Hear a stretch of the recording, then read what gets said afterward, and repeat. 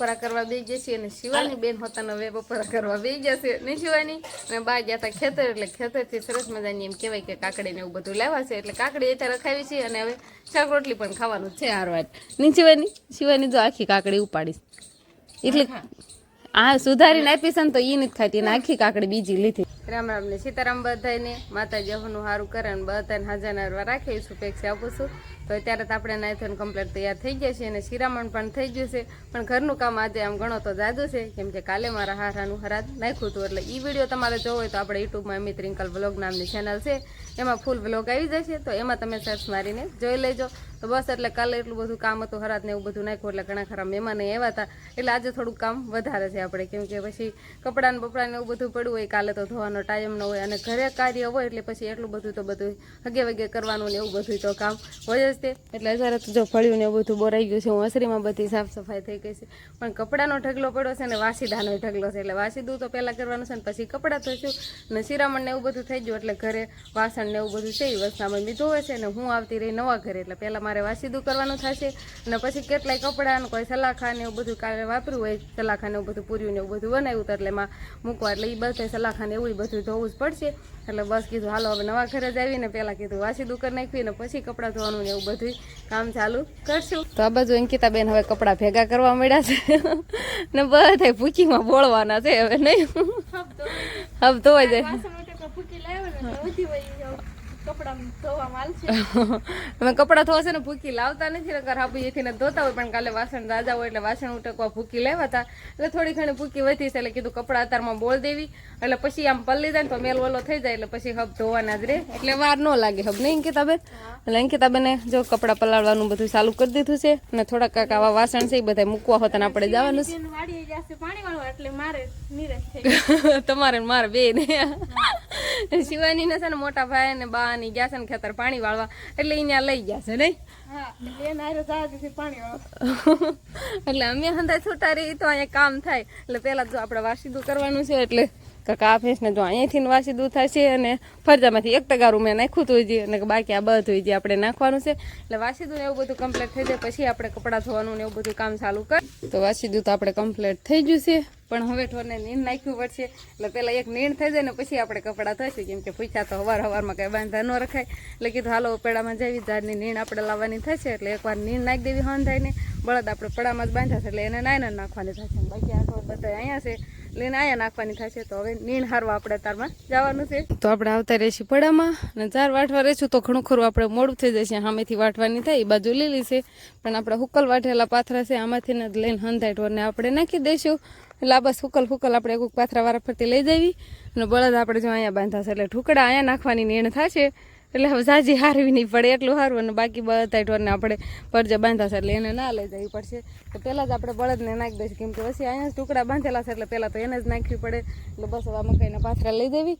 અને પહેલાં જોઈ ને ખેરીને ધૂળ ખેરી નાખીશું થોડો ઘણો વરસાદ એવું ને એટલામાં હેંધે જો ધૂળ હોય એટલે ધૂળ બૂળ ખેરીને પાથરો ફેરવીને જીવજંતુ ન હોય એમ જોઈને આપણે લઈને જવાનું થાય કેમ કે નકર આમને પડાવે 2-3 દિવસને પાથરા તો નીચે જનાવર કે એવું કંઈ હોઈ શકે એટલે પણ આપણે ધ્યાન રાખીને આપણે પાથરા ફેરવીને પછી પાથરા લેવા પડે આપણે પાથરો ઉઠલાવ્યો ને એટલે આ રીતની જો ઈંથોળ સડી ગઈ છે આમાં ઈંથોળામાં જો આવી રીતની ઈંથોળ હોય એટલે ધૂળ બધી ભેગી કરી નાખે અને આમાં બધી આવી જેવું હોય એટલે આપણે ધ્યાન રાખીને જ પાથરો ઉઠલાવીને થોડું ખેરીને જ પછી આપણે લઈ જઈશું એક પાથરો તો હું નાખ્યો એમાં આટલી હિન્દી ઈંધોળ નથી પણ આમાં થોડીક વધારે ઈંધોળ ચડી ગઈ છે થોડી ઘણી એને જ ખેર નાખ્યું ને પછી લઈ જઈએ પાથરવા પડે તો હવે બધાને આપણે નીંદ નખાઈ ગઈ છે અને બળદને આપણે ના નીંદ નાખીને આવ્યા છીએ અને આ બધા જો ખાવાનું ચાલુ કરી દીધું છે એટલે હવે આ બાજુ નીંદ ખાવાનું ચાલુ છે ને આ બાજુ હવે ધબધબાટી બોલે છે શેની ધબધબાટી બોલતી છે લુગડાની સલાખાની પેલા સલાખા ઉપાડ્યા છે એમ ને સલાખાને ઠેલ્યું ને એવી ધબધબાટી બોલે છે તારે તો ધોવાનું કામ નહીં અને વાંસભાઈ આપણે શેની ધબધબાટી બોલે સલાખત હોય નહીં પણ તારે શું કરવાનું છે તારમાં ઈ કહો રમવાની ધબધબાટી હાલે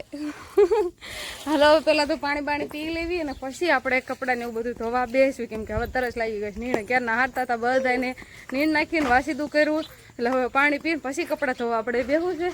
તો અહીંયા ગોળો તો સામે છે પણ હવે ટાંકીથી જ પાણી પી લઈશું અહીંયા છાયો રહે ને એટલે ટાંકામાં પણ ઠંડુ જ પાણી રહેશે તો શેતુરીના સાંયે અને રેતીમાં 2 ભાઈબોને રમવાનું ચાલુ છે શિવાની બેન ખેતરથી વહી આવ્યા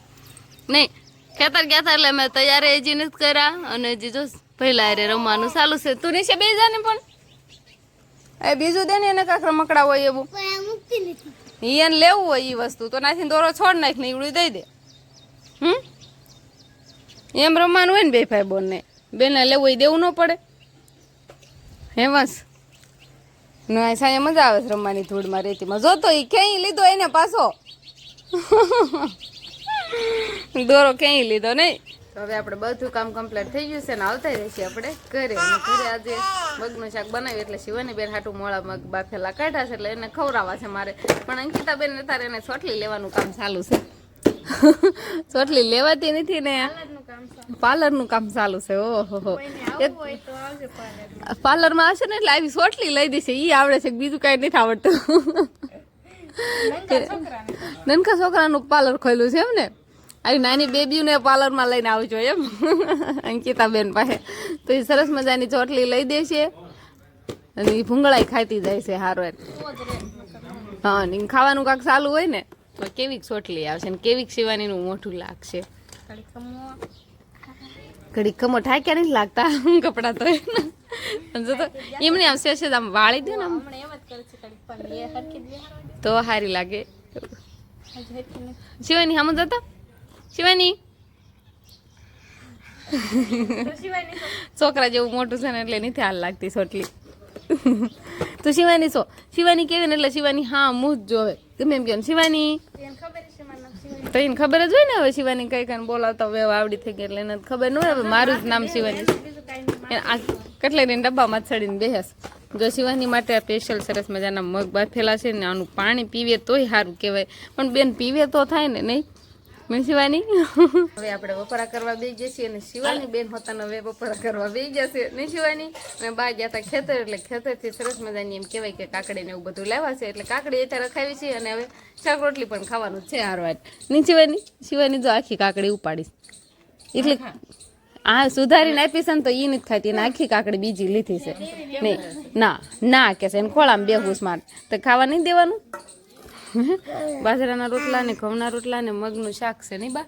બા ત્યાં આવીને જો પછી બેસી ગયા છે ખેતરથી આવ્યા એટલે નહીં. કેવો કપા બપા થઈ ગયો તો સારો થઈ ગયો તો ને આપણે કપાનું વાવેતર છે નહીં બા. અને આવી કાક જો કાકડી લાવ્યા બા. આ પાકી ગઈ નથી આ પાકલ છે ને આ બાકી કૂણી બધી છે તો આ એમનેમ ખાવાની અને સુધારી દીધી છે. પણ શિવાની બેન અંકિતા બેન તમારે બપોરે કરવાના કીરને ઊંધું હમણાં ખાતા હતા કાંક ચોકલેટો ખાધી ને હવે કાકડી ખાશે એટલે ધરાઈ જાય. શિવાની બેન જો એવું કામ હોય અહીંથી મને અહીં ખોળામાં થઈને પીને વહી ગઈ કોરે ખાધી નહીં કાંઈ ને સુધારી દીધી હતી. આમાં જોઈએ ને દાંત ફરેવા મોટું ખાલી વેલું કર્યું છે. જરા ખાધી છે ને બાકી બસ એમને પડી છે અને રમવા વી ગયા બેન જો. તો હાલો હવે કાકડી કૂણી કાકડી છે ને મગનું શાક છે. મારો વાટકો શાકનું આમ મૂકી દીધો કેમ કે શિવાની બેન તો ઢોળ લાખે જાણે નહીં એ હામું જોવે છે. લાવો વાટકો હવે ખાવાય હરખું ન દે આપણને. જો કેવી વહી ગઈ. લઈ લો અંકિતા બેન લઈ લો. પડવું હોય ને ના જ વહી જાય. પડવાનું હોય ને ના જ વહી જાય અહીં નો રે હજી જ આવવાની છે. અંકિતા બેન ને જાણે કાંઈ બપોરા કરવાના નથી અને પેલા ખીર ને એવું બધું ખાધું હતું પણ આપણે બપોરા કરવા હવે બે ગયા છે એટલે શિવાની જો રમાડશે હવે નહીં. શિવાની રમાડે ને કે આપણે કાંઈ બપોરા પાણી કરી લેવી. હવે વાદળા થવા મળે છે બધી બાજુ વાદળા બંધાવા મળે છે એટલે ક્યારેક છાંટા છૂટી થાય ને આપણે ફરતી બાજુ કપડાં ઉગાય છે એટલે કપડાં લેવા પડશે. જો કાંક આ બાજુ છે ને કાંક અહીંયા છે એટલે ઓલી આપણે ઓસરીમાં દોરી છે ને આખી ઓસરીમાં તે દોરી આખી ભરેલી છે ને હાડલા ને એવા બધા નાખાતા હળવા ના નાખાતા ને જાડા કપડાં હોય બધા અહીંયા નાખાતા ને શિવાની બેનના બધા કપડાં જો કાંક અહીંયા છે રૂમાલ લેવું બધું. તો હવે ફટાફટ આપણે બધા કપડાં લઈ લેવી અને એક ઠેકાણે પછી હકેલવા બેસ્યું. તો બસ હવે આજનો દિવસ કાંઈક આપણે આવો રહ્યો તો આ સાથે જ હવે આજનો વ્લોગ આપણે અહીંયા પૂરો કરશું. તો વિડીયો તમને કેવો લાગ્યો કમેન્ટમાં જરૂર કહેજો અને જો પસંદ જ આવ્યો હોય તો લાઈક કરજો, શેર કરજો અને ચેનલમાં નવા હોય તો ચેનલને સબસ્ક્રાઈબ કરી લેજો. તો ફરી પાછા મળશું આપણે નવા વ્લોગમાં. તો બાય બાય.